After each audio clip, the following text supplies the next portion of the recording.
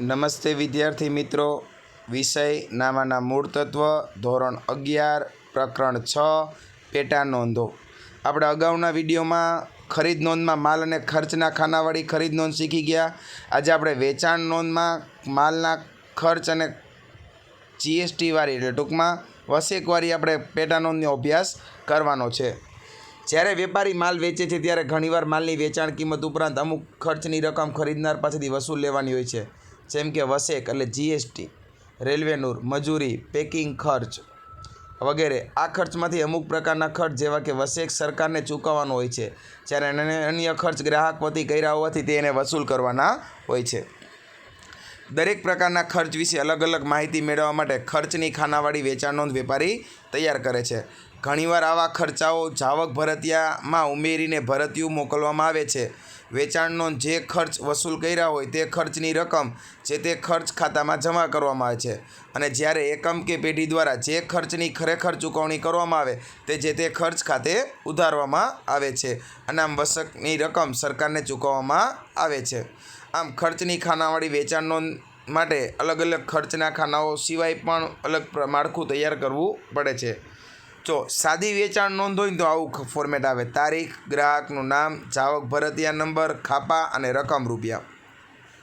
પણ માલ અને ખર્ચના ખાનાવાળી વેચાણ નોંધ છે એમાં તારીખ, ગ્રાહકનું નામ, જાવક ભરતિયા નંબર, ખાપા, રકમ રૂપિયામાં માલની ચોખ્ખી રકમ, રેલવેનુર, મજૂરી, કેન્દ્રીય વસેક, આવક, જાવક પૂરતી રાજ્ય વસેક, જાવક પૂરતી સંકલિત વસેક અને કુલ રકમ રૂપિયા. જો ખરીદ નોંધ હોય ને તો એમાં આવક પૂરતી આવે, કારણ કે એમાં માલ આવે છે. વેચાણ નોંધમાં માલ જાય છે એટલે એમાં જાવક પૂરતી હોય. આપણને ઉપરના નમૂના ઉપરથી આપણે એક ઉદાહરણનો અભ્યાસ કરી તો તમને સરળતાથી વસ્તુ ખ્યાલ આવશે. જો ઉદાહરણ નંબર 6, નીચેના વ્યવહારો પરથી સુરતના સરદાર સ્ટોર્સના ચોપડે ખર્ચ સહિતની વેચાણ નોંધ તૈયાર કરો. સરદાર સ્ટોર વસેક, રેલવેનુર અને મજૂરી જેવા ખર્ચની નોંધ રાખે છે. વસેકનો દર 12% છે. હવે હું એક વસ્તુ તમને સમજાવું છું, ખાસ જોજો આ વસ્તુ. જ્યારે કોઈ પણ શહેરનું નામ આપ્યું હોય માત્ર, ત્યારે કેન્દ્ર અને રાજ્ય બેયમાં આવશે. પણ માત્ર શહેરના નામની બાજુમાં કૌંસમાં કંઈક એનું નામ આપેલું હોય બીજું વધારાનું, તો એમાં તમારે આંતરરાષ્ટ્રીય એટલે સીધા 12% કરવાના, તો 6% ભાગ પાડવાના નહીં. ફરીથી કહું છું, વેચાણ નોંધમાં માત્ર માલના ઉધાર વ્યવહારની નોંધ થશે, રોકડની નોંધ થશે નહીં, મિલકતની નોંધ થશે નહીં, રોકડ વ્યવહારની નોંધ થશે નહીં. જો કોઈ વ્યવહારમાં અંશતઃ ચૂકવણી હોય તો એને પૂરેપૂરો ઉધાર ગણી અને લખવામાં આવશે. જોઈએ આપણને તો વધારે સારી રીતે તમને ખ્યાલ આવે. 2019 જૂન. જો ફોર્મેટ આ મુજબનું છે: શ્રી સરદાર સ્ટોર્સની વેચાણ નોંધ. પહેલું ખાનું તારીખ, ગ્રાહકનું નામ, જાવક ભરતિયા નંબર, ખાપા, માલની ચોખ્ખી રકમ, રેલવેનુર, મજૂરી, કેન્દ્રીય વસેક, જાવક પૂરતી રાજ્ય વસેક, જાવક પૂરતી સંકલિત વસેક અને કુલ રકમ રૂપિયા. આપણે એક ઉદાહરણ દ્વારા સમજીએ તો તમને વધારે સારી રીતે ખ્યાલ આવશે. 2019 જૂન, પહેલી તારીખ, વ્યવહાર વાંચું છું, એમાં ધ્યાન આપો.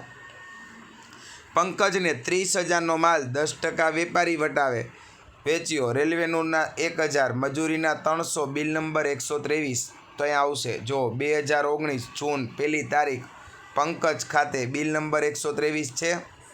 હવે કેટલાનો માલ હતો તો કે 30,000નો. વેપારી વટાવ છે 10%. 30,000ના 10% કરો 3,000 આવશે. બાદ કરતાં 27,000 આવ્યા. રેલવેનુરના 1,000, મજૂરીના 300. હવે બધાય તમે ઉમેરો, 27,000 પ્લસ 1,000 પ્લસ 300 એટલે 28,300 આવ્યા. ટોટલ વસેક 12% છે. આપણે કેન્દ્ર અને રાજ્યનું અલગ અલગ ગુણી એટલે 28,300ના 6% કરો, 1,698 રૂપિયા આવ્યા. જાવક પૂરતી વસેક કેન્દ્રીય. પછી 1,698 રાજ્ય માને સંકલિતમાં કાંઈ ન આવે. 28,300માં 1,698 પ્લસ 1,698 કરો એટલે 31,696 રૂપિયા થશે. પછીનો વ્યવહાર: નિલેશને 50,000નો માલ 10% વેપારી વટાવે રોકડથી વેચો. હવે જો સ્પષ્ટ કહી દીધું રકમમાં રોકડથી વેચો તો એની નોંધ નીચે થશે. જો તારીખ 10, રોકડ વ્યવહાર છે, રોકડ મેળમાં નોંધાશે. 14મી તારીખ, જયપુર કૌંસમાં રાજસ્થાન આપ્યું એટલે સીધા 12% ગણવાના. ખાલી જયપુર આપ્યું તો આપણે બેમાં 6% ગણત. જયપુર કૌંસમાં રાજસ્થાનના જયેશભાઈને 20,000નો માલ 5% વેપારી વટાવે 3 માસની શાક પર વેચ્યો. જયેશભાઈ વતી મજૂરીના 250 અને રેલવે નૂરના 400 ચૂકવી આપ્યા. બિલ નંબર 130 સોરી 14મી તારીખ લખ્યું છે. જુઓ, જયેશભાઈ ખાતે બિલ નંબર 130. કેટલાનો માલ હતો? તો કે 20,000નો. 20,000ના 10% 1,000 બાદ કરતા 19,000. રેલવે નૂરના 400, મજૂરીના 250. હવે 19,000માં 400 પ્લસ 250 કરો એટલે 19,650 આવ્યા.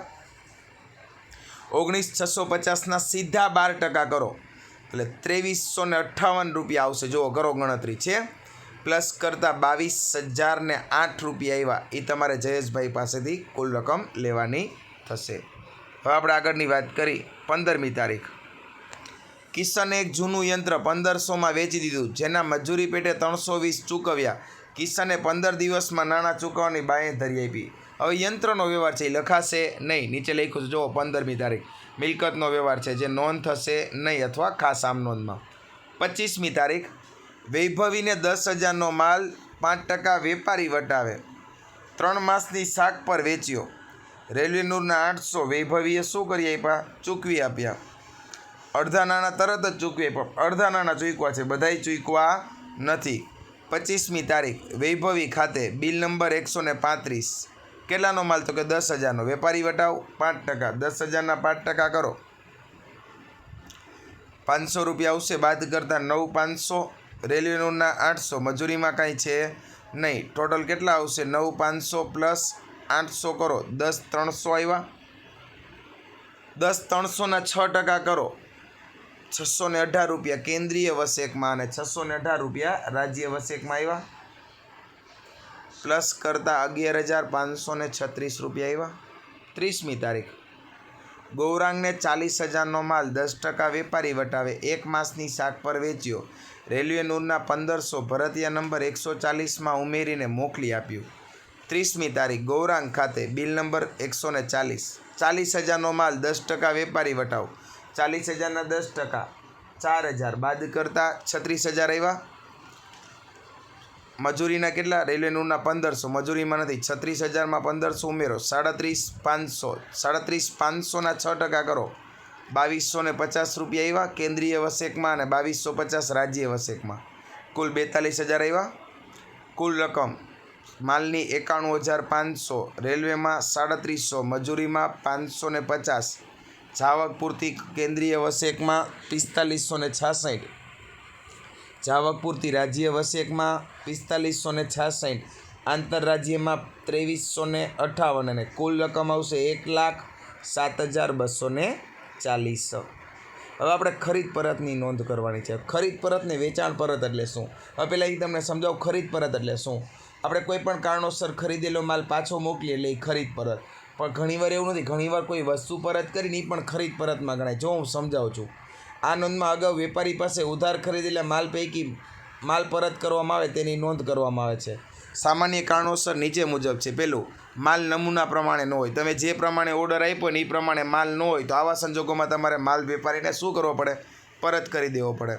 માલની ગુણવત્તા બરાબર ન હોય. માલ જે પ્રમાણે ગુણવત્તાવાળો હોય એ પ્રમાણેની ગુણવત્તા ન હોય. ત્રીજું, માલ નુકસાનીવાળો હોય તો એ આપણે માલ શું કરી દઈશું? પરત.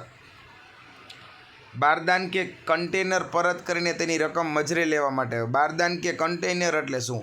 ઘણીવાર આપણે માલ મગાવતા હોય તો એ બારદાન એટલે કોથળા પેકિંગમાં આવતા હોય, અથવા એક્સપોર્ટ ઇમ્પોર્ટનો બિઝનેસ કરતા હોય તો એ કન્ટેનરમાં આવતા હોય. એ કન્ટેનર આપણે એને પાછા આપી દઈએ ને, એ રકમ આપણને પાછી આપે, એ મજરે લેવા માટે. સમયસર માલ મળેલ ન હોય. ક્યારેક આપણને માલ સમયસર ન મળે. દાખલા તરીકે આપણે સિઝનલ વસ્તુનો વેપાર કરીએ છીએ. હવે સિઝન હોય ને એ સમયગાળામાં આપણને જો માલ ન મળે તો આપણે આવા સંજોગોમાં માલ પાછો શું કરી દેવો પડે? પરત કરી દેવો પડે.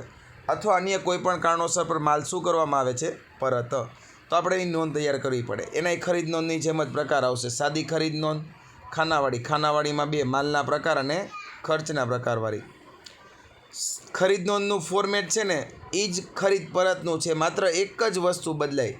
ખરીદ નોંધનું ફોર્મેટમાં આવે પેલું ખાનું તારીખ, વેપારીનું નામ, આવક ભરતિયા નંબર, ખાપા અને રકમ રૂપિયા. ખરીદ પરતમાં આવકને બદલે ઉધાર ચિઠ્ઠી નંબર આવે.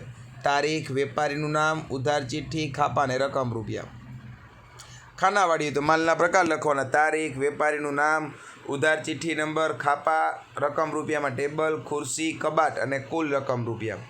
માલના પ્રકાર હોય તો તારીખ, વેપારીનું નામ, આવક ભરતિયા નંબર ને બદલે ઉધાર ચિઠ્ઠી નંબર, ખાપા, માલની ચોખ્ખી રકમ, રેલવે નૂર, મજૂરી, કેન્દ્રીય આવક પૂરતી કેન્દ્રીય વસેક, આવક પૂરતી રાજ્ય વસેક, આવક પૂરતી સંકલિત વસેક અને કુલ રકમ રૂપિયા. હવે મારે તમને ઉધાર ચિઠ્ઠી સમજાવવું છે. જુઓ ને, ઉધાર ચિઠ્ઠી એટલે શું? ખરીદ પરત નોંધનો એક અગત્યનો દસ્તાવેજ મોકલેલ ઉધાર ચિઠ્ઠી છે. જ્યારે વેપારી ઉધાર ખરીદેલા માલમાંથી માલ પરત કરે ત્યારે સામેના વેપારીને ખરીદ પરત કરેલા માલની જેટલી રકમ ખરીદીમાંથી શું મળે બાદ, તો એના માટે જે ચિઠ્ઠી લખવામાં આવે ને ઉધાર ચિઠ્ઠી કહેવાય. દાખલા તરીકે હું તમને ઉદાહરણ આપું. તમે 10,000ના માલની ખરીદી કરી, કોઈપણ કારણોસર તમે 3,000નો માલ શું કર્યો પરત, તો હવે તમારી વેપારીને કેટલા ચૂકવવાના આવશે? 7,000. તો એના માટે ચિઠ્ઠી લખવામાં આવે છે. ખરીદ માલ પરત કરતી વખતે જે રકમ વેચનાર વેપારીના ખાતે ઉધારવામાં આવે તેની માહિતી માલ પરત કરતી વખતે ચિઠ્ઠીના રૂપમાં વેપારીને મોકલી આપવામાં આવે છે, એટલે એ ઉધાર ચિઠ્ઠી કહેવાય. એમાં કઈ કઈ વિગત હોય? સામાન્યપણે ઉધાર ચિઠ્ઠીમાં કઈ કઈ બાબતો લખાય? તો કે જે વેપારીને માલ પરત કર્યો હોય તેનું નામ અને સરનામું લખાય. જેને તમે માલ પરત કર્યો છે એનું નામ અને સરનામું લખવું. ઉધાર ચિઠ્ઠીની તારીખ અને નંબર લખવી. ઉધાર ચિઠ્ઠી કઈ તારીખે લખી અથવા એના નંબર લખવા. પરત કરેલા માલની સંપૂર્ણ વિગતો દર્શાય. તમે માલ પરત કર્યો તો કયા કારણોસર પરત કર્યો છે એ પણ એમાં લખવું. પરત કરેલા માલની ચોખ્ખી રકમ લખવી, એટલે વેપારી વટાવ બાદ. માલ પરત કરવાનું કે ઉધાર ચિઠ્ઠી મોકલવાનું કોઈ કારણ હોય તો એ કારણ પણ તમારે એમાં દર્શાવવામાં આવશે. જ્યારે ખરીદેલા માલ નમૂના પ્રમાણે ન હોય, હલકી ગુણવત્તાવાળો હોય કે નુકસાનીવાળો હોય ત્યારે પરત કરતી વખતે ઉધાર ચિઠ્ઠી લખવી પડે. જ્યારે માલની સાથે આપવામાં આવેલું ભરતિયું નક્કી કરતાં વધુ ભાવ દર્શાવેલા હોય તો આપણે માલ પાછો મોકલી, અથવા જથ્થા વધુ બતાવેલો હોય તો પણ આપણે માલ શું કરી? પરત કરી. જો હિસાબોની ગણતરી વખતે ભૂલથી વધુ રકમ લખાઈ ગઈ હોય તો પણ આપણે એના માટે માલ પરત કરી દઈએ. ખાલી બારદાન પરત કરીને મજરે રકમ મેળવવાની હોય તો પણ ઉધાર ચિઠ્ઠી બનાવવી પડે. જ્યારે વેપારી પાસેથી વટાવ મળે અથવા વળતર સ્વરૂપે કોઈ રકમ મળે ત્યારે પણ ઉધાર ચિઠ્ઠી લખવામાં આવે છે. જોઈએ આપણે ઉધાર ચિઠ્ઠીનો નમૂનો, તો તમને ખ્યાલ આવે કે ઉધાર ચિઠ્ઠી કેવી રીતે ખરેખર લખવામાં આવે છે. જો અહીંયા આપણને એક ઉધાર ચિઠ્ઠીનો નમૂનો આપેલો છે. જો ઉધાર ચિઠ્ઠી તમારા પોઈન્ટ ઓફ વ્યૂથી તમે જે અત્યારે જોઈ રહ્યો છે એના તમારા દૃષ્ટિકોણથી કહું છું, તમારી જમણી બાજુ નંબર લખેલા છે, એટલે કઈ ઉધાર ચિઠ્ઠી નંબર છે તે. પછી કોણ લખનાર છે આપણે? કોને? તો કે શ્રી પટેલ ટ્રેડિંગ કંપની, ચોકલેટના વેપારી. કોને લખી છે? તો કે 16 શ્રીજી કોમ્પ્લેક્સ, વાસણા, અમદાવાદ. આપણું નામ અને સરનામું લખ્યું. પટેલ ટ્રેડિંગ કંપની આપણી પેઢી છે, આપણું સરનામું લખ્યું. કોને લખી? તો કે શિવમ ટ્રેડર્સને, એટલે શિવમ ટ્રેડર્સ ખાતે ઉધાર ચિઠ્ઠી છે, એટલે ઉધાર ને જમા ચિઠ્ઠી હોય તો જમા. તારીખ, વિગત ને રકમ રૂપિયા. કઈ તારીખ? તો કે 2015 માર્ચ 7. શું? તો કે 10 ચોકલેટના બોક્સ ગુણવત્તા પ્રમાણે નહીં હોવાથી પરત કર્યા. બોક્સ દીઠ 2,000ના ભાવે 20,000. ભૂલચૂક લેવી દેવી. પટેલ ટ્રેડિંગ કંપની વતી, સહી ભાગીદાર. હવે આપણે વાત કરી વેચાણ પરત નોંધ. હવે વેચાણ પરત નોંધ એટલે શું તો એ તમને સમજાવજો. જ્યારે કોઈ સંસ્થા કે એકમ પોતાના ગ્રાહકોને માલનું ઉધાર વેચાણ કરે ત્યારે પૈકી જો કોઈ કારણોસર અમુક માલ પાછો આવે તો એને વેચાણ પરત નોંધમાં લખવામાં આવે. સામાન્યતઃ ખરીદ પરતમાં જે કારણો જણાવેલા હોય તેવા જ કારણો અહીંયા જોવા મળેલા, એ કારણો આપણે જણાવતા નથી. વેચેલો માલ ગ્રાહક પરત કરે ત્યારે માલની સાથે ઉધાર ચિઠ્ઠી મોકલાય. એવી રીતે જ્યારે વેપારીને માલ મળે છે ત્યારે એને ગ્રાહકને જે ચિઠ્ઠી મોકલવામાં આવે છે એને જમા ચિઠ્ઠી કહેવાય. શું કહેવાય? જમા ચિઠ્ઠી. ફક્ત એ જ વેચાણ પરત માલનો વ્યવહાર વેચાણ પરત નોંધમાં નોંધાય છે, જેના અંગેની કોઈપણ પ્રકારની રોકડની આપલે થઈ હોય નહીં. વેચાણ પરત નોંધ જુદા જુદા પ્રકારે પણ રાખવામાં આવે છે. વેચાણ નોંધના પણ 2 પ્રકાર: સાદી વેચાણ નોંધ પરત અને ખાનાવાળી વેચાણ પરત. ખાનાવાળી વેચાણ પરતમાં પાછા 2 પ્રકાર: માલના પ્રકારવાળી અને માલ અને ખર્ચના પ્રકારવાળી. જોઈએ આપણે એના નમૂના. વેચાણ નોંધમાં ને વેચાણ પરત નોંધમાં એક જ નમૂનો ફરક આવે. પહેલાં જો સાદી વેચાણ નોંધનું ફોર્મેટ આવું હતું. પહેલું ખાનું તારીખ, ગ્રાહકનું નામ, જાવક ભરતિયા નંબર, ખાપા અને રકમ રૂપિયા. અહીં જાવક ભરતિયાને બદલે જમા ચિઠ્ઠી આવશે. જો સાદી વેચાણ નોંધ હોય તો એનું ફોર્મેટ આવું થાય: તારીખ, ગ્રાહકનું નામ, જમા ચિઠ્ઠી નંબર, ખાપા અને રકમ રૂપિયા. માલના પ્રકારવાળી હોય તો તારીખ, ગ્રાહકનું નામ, જમા ચિઠ્ઠી નંબર, ખાપા, ટેબલ, ખુરશી, કબાટ અને કુલ રકમ રૂપિયા. વેચાણ પરત નોંધ ખર્ચવાળી હોય તો તારીખ, ગ્રાહકનું નામ, જમા ચિઠ્ઠી નંબર, ખાપા, માલની ચોખ્ખી રકમ, રેલવેનું, મજૂરી, જાવક પૂરતી કેન્દ્રીય વસેક, જાવક પૂરતી રાજ્ય વસેક, જાવક પૂરતી આંતરરાષ્ટ્રીય વસેક અને કુલ રકમ રૂપિયા. હવે આપણે અહીંયા જમા નોંધનો પણ નમૂનો શીખવાનો છે, જે તમને સમજાવું છું. જો જમા ચિઠ્ઠી વેચાણ પરત નોંધનો એક અગત્યનો દસ્તાવેજ મોકલેલ જમા ચિઠ્ઠી છે. જ્યારે કોઈ ગ્રાહકને તેણે ઉધાર ખરીદેલા માલમાંથી માલ પરત કરે ત્યારે ગ્રાહક ખાતે તેણે તેટલી રકમ જમા કરવી પડે. દાખલા તરીકે હું તમને ઉદાહરણ આપું, આપણે કોઈને 10,000 રૂપિયાનો માલ વેચ્યો હોય, એ વ્યક્તિ આપણને 1,500નો માલ પરત કરે તો 1,500 રૂપિયા મારે ગ્રાહક ખાતે જમા કરવા પડે, કારણ કે માલ આવે છે એટલે ઉધાર થાય ને ગ્રાહક ખાતે શું કરવા પડે? જમા કરવા પડે, કારણ કે હવે મારે ગ્રાહક પાસેથી 8,500 રકમ વસૂલ કરવાની છે. એટલા માટે જ્યારે કોઈ વેપારી માલનું ઉધાર વેચાણ ગ્રાહકને કરે ત્યારે ગ્રાહક ખાતે ઉધારી વેચાણ ખાતે જમા કરે છે. હવે વેચેલો માલ પાછો આવે છે એટલે માલ ખાતે ઉધાર કરશે અને ગ્રાહક ખાતે જમા કરશે. આ રીતે જે ગ્રાહકના ખાતે જમા કરવામાં આવે છે તેની માહિતી આપવા માટે જે ચિઠ્ઠી લખવામાં આવે છે તેને જમા ચિઠ્ઠી કહેવાય છે. જે ગ્રાહક માલ પરત કર્યો હોય તેનું નામ અને સરનામું લખવું, જમા ચિઠ્ઠીમાં તારીખ અને નંબર લખવા, પરત કરેલા માલની સંપૂર્ણ વિગત લખવી, પરત માલની ચોખ્ખી રકમ લખવી અને એનું તમારે ઉલ્લેખ કરવો, માળખું તૈયાર એનું તમારે કરવું પડશે. હવે તમે અહીંયા જુઓ, આપણે શિવમ ટ્રેડર્સને આપણે લખ્યું હતું ને પટેલ ટ્રેડિંગ કંપની વતી. જુઓ અહીંયા પટેલ ટ્રેડિંગ લખનાર હતું અને શિવમને આપણે માલની ચિઠ્ઠી લખી હતી. એ જ વસ્તુ તમારે અહીંયા શીખવાની છે. જો જમા ચિઠ્ઠી નોંધમાં જો ધ્યાન આપો તો વધારે સારી રીતે ખ્યાલ આવશે. જો જમા ચિઠ્ઠીનો નમૂનો. જમા ચિઠ્ઠી શ્રી શિવમ ટ્રેડર્સ ચોકલેટના વેપારી number 223 7 Shrihari building Navrangpura Ahmedabad. Shri Patel trading company ખાતે જમા તારીખ 2015 માર્ચ 7 10 ચોકલેટના બોક્સ દીઠ 2,000ના ભાવે આજરોજ પરત મળ્યા 20,000 કુલ ભૂલચૂક લેવી દેવી. હવે અહીંયા જમા ચિઠ્ઠી નીચેના સંજોગોમાં લખવામાં આવે છે. જ્યારે ગ્રાહક તેને ઉધાર વેચેલ માલ પરત કરે ત્યારે, જો ગ્રાહકને વધુ રકમનું ભરતિયું મોકલાઈ ગયું હોય ત્યારે, જો હિસાબી ગણતરીમાં કાંઈ ભૂલ થઈ હોય ત્યારે, ગ્રાહકને કોઈપણ પ્રકારનું વળતર આપવાનું હોય, ખાલી બરદાન કે પીપળા એટલે ડબ્બા કે બોક્સ પાછા મેળવવાના હોય ત્યારે, તો આવા સંજોગોમાં જમા ચિઠ્ઠી લખવામાં આવે છે. હવે આગળના ઉદાહરણ દ્વારા આપણે એનો વધારે અભ્યાસ કરીશું.